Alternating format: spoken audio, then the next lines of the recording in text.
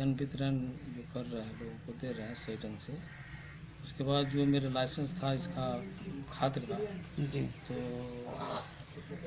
संचालन नहीं होने की वजह से उस रिन्यूअल नहीं हुआ। थोड़ा रिन्यूअल नहीं कर पाया है, इसलिए वो अभी रद्द है। जी, फिलहाल अभी सेकेंड लिस्ट में हम लोग का धान अधिप्राप्ति के बारे में विभाग से जी, बताया गया कि आप लोगों को धान अधिप्राप्ति पैक्स का करना है, जिसका किसानों का निबंधन जिसका हो चुका है जी, उन लोगों से हम लोग को धान लेना है खरीद के, और उसके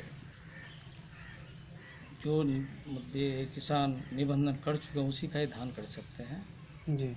जिसका करंट रसीद हो, और जो गैर रैयत है उसका भी हम लोग धान खरीदते हैं। सर, आपका पंचायत में टोटल कितने किसान रजिस्टर्ड हैं? अभी टोटल वैसे तो फसल सहायता में लगभग 1000 से ऊपर है, और जी। फिलहाल धान अधिप्राप्ति के लिए लगभग 25 किसान का अभी तक धान बेचने वाला, जी, और 25 किसान का मतलब निबंधन हो चुका है, जी, जिसमें से हम एक किसान का अभी 45 कुंटल धान खरीदे हैं, जी, और बाकी किसान बोल के रखा है कि हम लोग धान ला रहे हैं, कुछ ला के पहुँचा भी दिया है, क्योंकि धान अभी मतलब कि खलिहान में रखा हुआ है, सही ढंग से अभी मालिश नहीं हो पाया है। जिन सरपंच लोगों का साहब, मालिश हो चुका है वो लोग ला के कुछ पहुँचाया, क्योंकि घर में रखने का उन लोग का अभाव है। किसानों का एक हमेशा एक समस्या रहती है कि उनको जो है ना धान देने के बाद 48 घंटा में पेमेंट होने की बात है, लेकिन बहुत सारे पैक्स जो है ना उसको रसीद देने के बाद जो है ना कई दिन तक लेके चले नहीं, चले जैसे जाते कि हैं। तो आपके यहाँ कैसा क्या व्यवस्था है? हमारे यहाँ भी विभाग के अनुसार, अकॉर्डिंग टू विभाग, उनके हिसाब से 24 घंटा में पेमेंट होना चाहिए। जी, जब हम लोग का प्रक्रिया मतलब के संचालन में रहता है तो जी। 24 घंटा में पेमेंट हो जाता है। और जब अभी शुरुआत है जी, तो अभी हम लोग का सीसी नहीं हुआ है, कैश क्रेडिट जो लोन लिया जाता है हम लोग कोऑपरेटिव से। कोऑपरेटिव बैंक से 11% ब्याज लगता है हम लोग को बैंक से, जी, वो लोन का भी सीसी लोन नहीं हुआ है। और जिसके कुछ बीच में हम लोग जो काम किए थे अगला साल, तो हतालन परिवहन वो हटलाइन खर्चा परिवहन।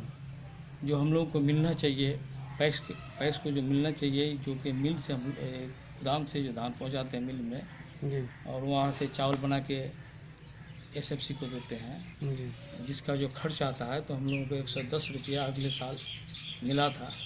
लेकिन इस बार जो हम लोग काम किए, हमें छोड़ट का काम किया इस बार 2019-20 में, तो अभी तक हम लोगों को परिवहन और खर्च का अभी तक आया नहीं है। हकलान परिवहन का ये जो है हाँ, पैसा नहीं है मिला, अभी क्लियरेंस तक नहीं हुआ। नहीं हुआ है।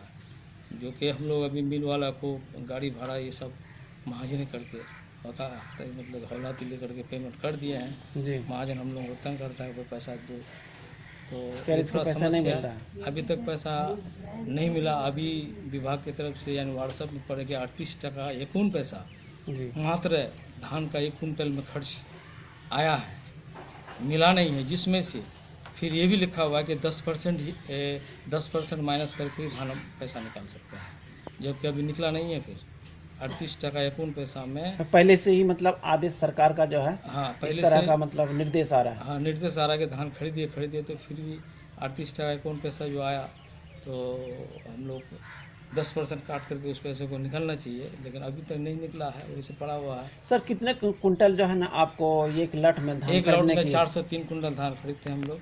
उसके बाद फिर उसके क्या बाद उसको? 403 कुंटल का हम लोग को सीसी होता है, ऋण बैंक हम लोग को लोन देता है पैक्स में। उसके बाद उस धान को खरीद करके हम लोग गोदाम में रखते हैं और किसानों के अकाउंट में पेमेंट कर देते हैं, जिसके एवज में हम लोगों को सरकार 110 टका घोषणा किया था अगले बार कि पर कुंटल में आप लोगों को हतालन परिवहन खर्च इस बार मिलेगा। सर, इस बार अभी तो हम लोग धान खरीदना शुरू किए हैं, इस बार क्या बोले?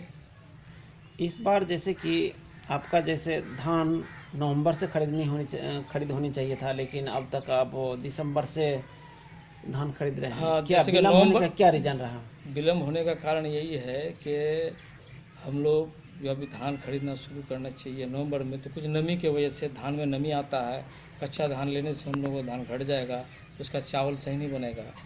अब नवंबर के बाद दिसंबर से कुछ सुधार है धान में, इसलिए अभी से हम लोग दिसंबर से खरीदने में थोड़ा सा सुविधा होता है, और खेत खलिहान में भी लोगों का धान जल्दी से कंप्लीट नहीं होता है चेयरमैन नवंबर में। साहब, मेरा दूसरा सवाल है कि अभी जो किसानों का जो मतलब ये बिल संबंधित जो पूरा एहतजाज हो रहा पूरे देश में, इस संबंधित आप क्या कहना चाहते हैं? क्या वो बिल ये सही, बिल सरकार बिल सही जो लेके आया पास या किया गलत? है, जैसे कि जो अभी किसानों का जो ये आंदोलन चल रहा है, तो उसका डिटेल्स जैसे कि